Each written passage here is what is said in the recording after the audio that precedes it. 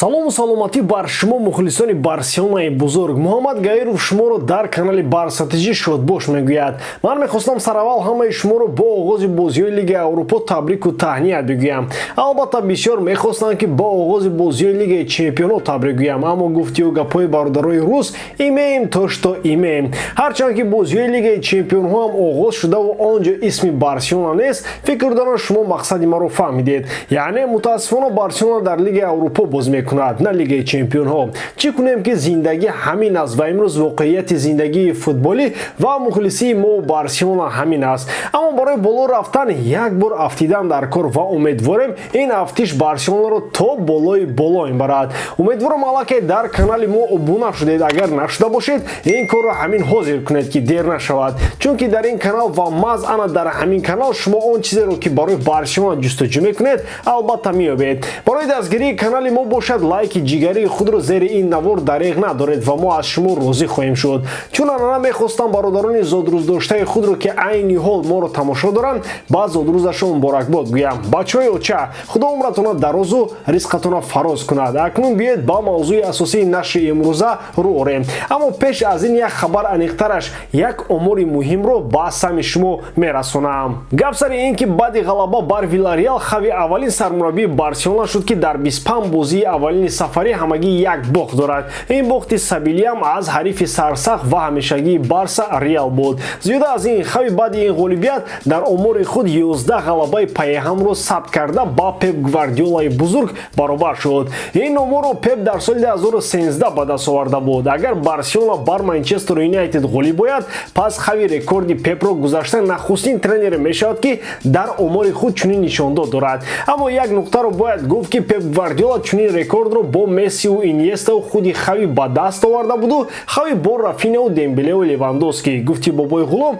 ин куҷаву он куҷо. шояд бо будани Мессиу Иньеста хави чӣ чизоеро намегирифт. акнун дар бораи бозии дар пешистода Барселона шаби панҷшанбе дар Камп-ноу дар доираи Лигаи Аврупо Манчестер Юнайтедро қабул мекунад. агар шумо омодаи тамошои ин матлаб бошед, поза ёнбошро гиред ки мо кам дар бораи ин бозӣ ба шумо қисса кунем. дӯстон, шумо метавонед ҳамаи бозиҳои Барселонаро бо сарпарасти видеои мо ширкати 1x бозам ҷолибтар гардонед. дар он ҷо ҳамвақт коэффициентҳои баланд ва бонусҳои гуногун шуморо интизор аст. ҳамчунин нафароне ки то ҳол регистратсия накарданд метавонанд дар аввалин пардохт бо промокоди TG Barsa соҳиби $100 бонус гарданд. ссилкаи бозӣ дар комментария. ба ҳама муваффақият. албатта барои донистани Манчестер Юнайтед гении футбол будан ва ё авлиё будан дар кор нест. Манчестер иштирокчии ҳамешагии Лигаи Чемпионҳо аст ва имсол низ истисно нашуд. Эрик тен Хаг баъди рафтан ё аниқтараш халос шудан аз ситами Роналдо дасти хуберо атрофи Решфорд созмон додааст ки айни замон бо Ман-Сити ва Арсенал барои чемпионӣ дар Премер Лигаи Англия даст ба гиребон мебошад. зиёда аз ин, Решфорд ба як машинаи голзанӣ табдил ёфтааст ки қариб дар ҳар бозӣ гол мезанад. ана акнун кала кардан дар кор ки ин машинаро чӣ тавр нигаҳ доштан дар кор ки дар Барселона мотораш гуфти Игнат Петрович заклинит кунад. хуб, гуфти бародарои ӯ параи ағба биёед як уйла кунем ки хави киро муқобили Решфорд ва компанияш бароварда метавонад. албатта Тер Штеген дар дарвоза, аммо агар гап сари бо кадом шакл бозӣ кардан муқобили Манчестер равад, шояд таркиббороии ҳаят низ каме дигар шавад, вале биёед тасаввур кунем ки хави аз тактикаи охирини худ ки муқобили Виллареал кард даст намекашад ва Араухо ва Крисенсенро дар миёни хатти дифоъ гузошта, Балде ва Кундеро дар канорҳои хатти дифоъ ва дастгирии ҳуҷум мепардояд. Де Йонг, Педри ва Кесе дар миёнаи майдон ва Левандовски бо Рафина ва Гави дар хатти ҳуҷум. албатта бо назардошти он ки Алонсо ва Алба таҷрибаи зиёд ва хуби бозӣ дар Лигаи Чемпионҳо доранд, имкони истифодаи онҳо ҳам дар ҳаят аст. аммо бозам набояд фаромӯш кард ки барои нигаҳ доштани Решфорд, Бруно Фернандеш ё Вуд Векхорст муҳофизатгари бодпо лозим. сабили Решфорд ҳозир мисли аспи бузӣ медавад. албатта бо такя ба он ки Барселона дар майдони худ бозӣ мекунад ва диворҳои худӣ кӯмак мекунанд, бархе чизҳоро тағйир додан мумкин, вале набояд таваккал ва ё ба истилои дигар риск кард, зеро дар сурати акс он метавонад Барселонаро дар ҳолати катастрофа қарор диҳад.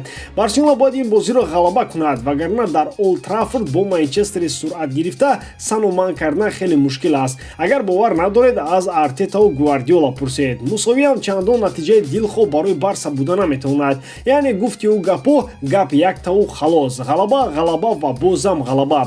Албатта дар се фронт бозӣ кардан кори осон нест, аммо Хави аз баскетбол наомадаасту Левандовски аз кёрлинг ки ин чизро нафаҳманд. Ҳамаи чизро мефаҳманд ва медонанд ки барои ғолибият дар ин се фронт чӣ бояд кунанд. Аммо то куҷо ин мусобиқа барои Барселона дар кор аст, албатта суолест ки ҷавоб мехоҳад.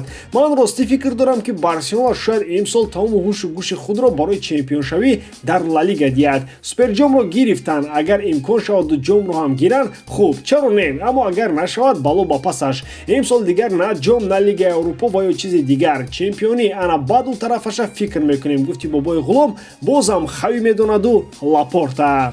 Хуб, фикр дорам ҳамаи гапҳо гуфта шуд ва танҳо ҳамин монда ки ба Барселона, ба Хави ва бачаҳо дар ин бозӣ барор бихоҳем. Барса ба пеш, мо бо туем ва боварӣ дорем ки Барселона дуд аз димоғи девҳои сурх мебарорад. Хотиррасон мекунем ки ин бозӣ дар Камно 16 феврал соати 20:45 бо вақти Москва ва 22:45 ба вақти Душанбе доир мегардад. То боздид, Худо ёру Муҳаммад ҳамроҳатон.